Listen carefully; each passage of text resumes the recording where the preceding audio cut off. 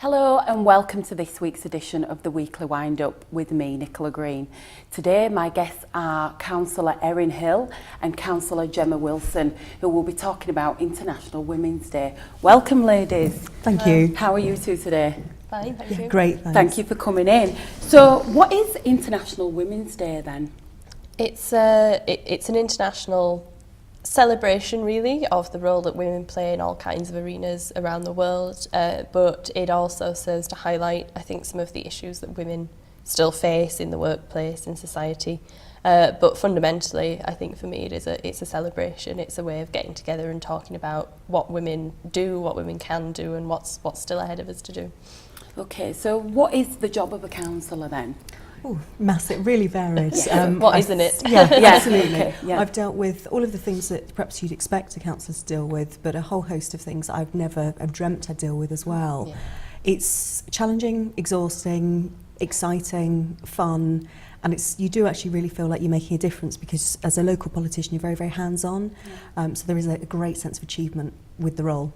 I think the variety's pretty staggering, Yeah. actually. I think I can be talking about how we deal with children in care in the morning, and then I can be dealing with an exploding dustbin lorry in the afternoon. Both those things have happened, by the way. So no 2 days are the same. It ranges from quite high profile town hall meetings to sitting in someone's front room, talking through quite a serious individual problem that they've got. So as Gemma says, it's really hands on. You don't ever forget who you're accountable to. And does International Women's Day help forge a better working world, and does it promote equal gender?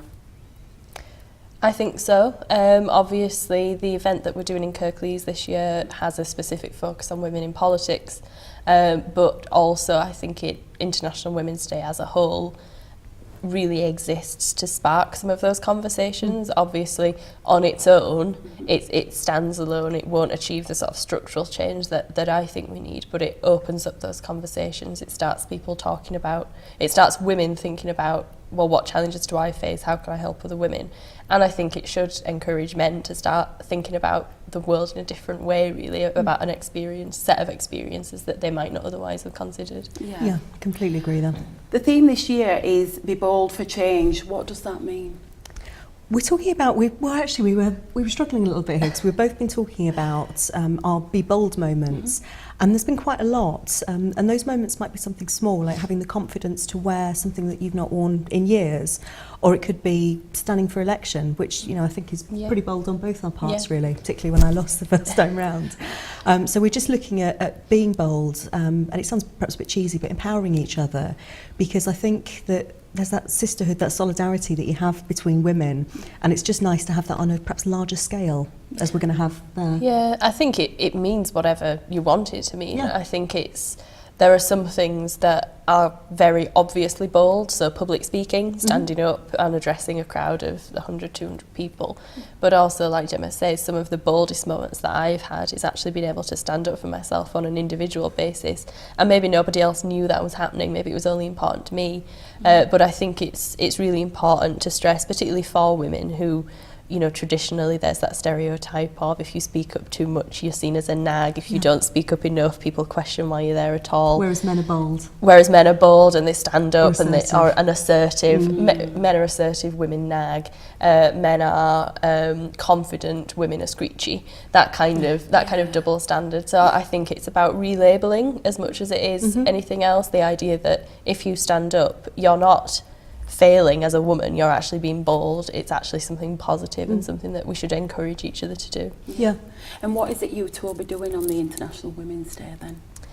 We so the event that we're hosting in Kirklees in Huddersfield Town Hall, it's really just we'll be speaking about our own experiences as women in politics. So I think that'll go right through from when we first became active in politics as that kind of political volunteer, right through to standing for election, holding posts of responsibility and being active in our communities.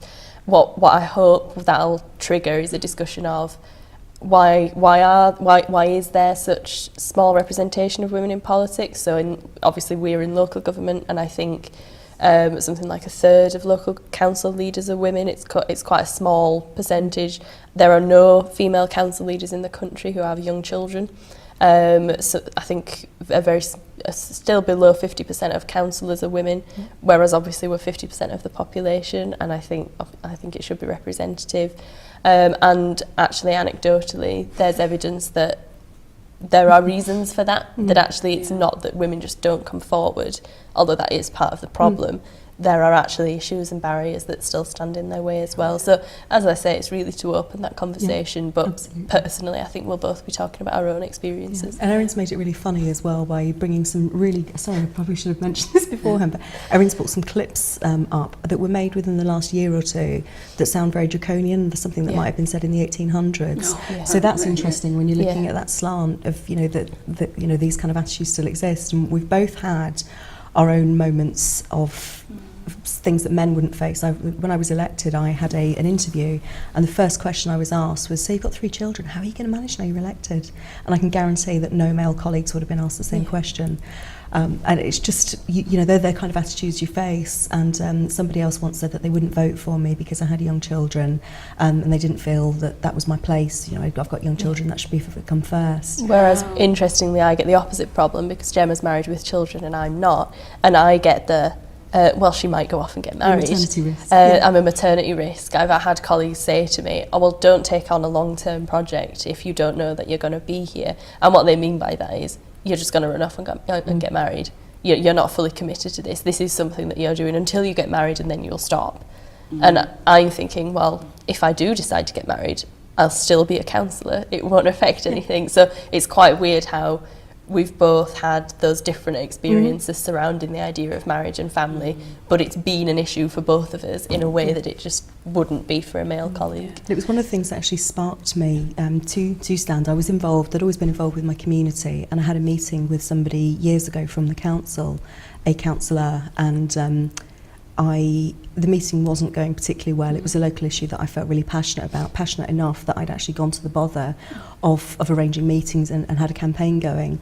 And that said councillor actually rubbed me on my leg in the meeting. I was getting quite mad. I was very contained, but I was getting quite angry with some of the things that had been said, like being called a stay-at-home mum with a bee in her bonnet. And then I was rubbed on my knee, and when I started to get upset, and I had a comment of, I didn't mean to upset you, didn't mean to hurt your feelings. I know you just had a baby. My wife was the same when she had a baby, hormones and things. Wow. And I came out thinking, that's the level of representation. And it just started something of me thinking, I could do that, and I could do that a lot better. Yeah. So for me, actually, it's almost been a positive as well, because would I have done that if that hadn't spurred me on? Yeah. So do you two feel that now you two are going to represent and change that perspective of what people expect you to be like? I think it'll take, I'd hope so. I think it would take more than 2 people, I think, and that's one of the reasons why things like International Women's Day are so important, because it's a cultural change that has to happen, because obviously just sexism isn't the only form of discrimination. For me, it is all bundled together in the idea of prejudice at all levels, and I think there's that idea of you change it one person at a time.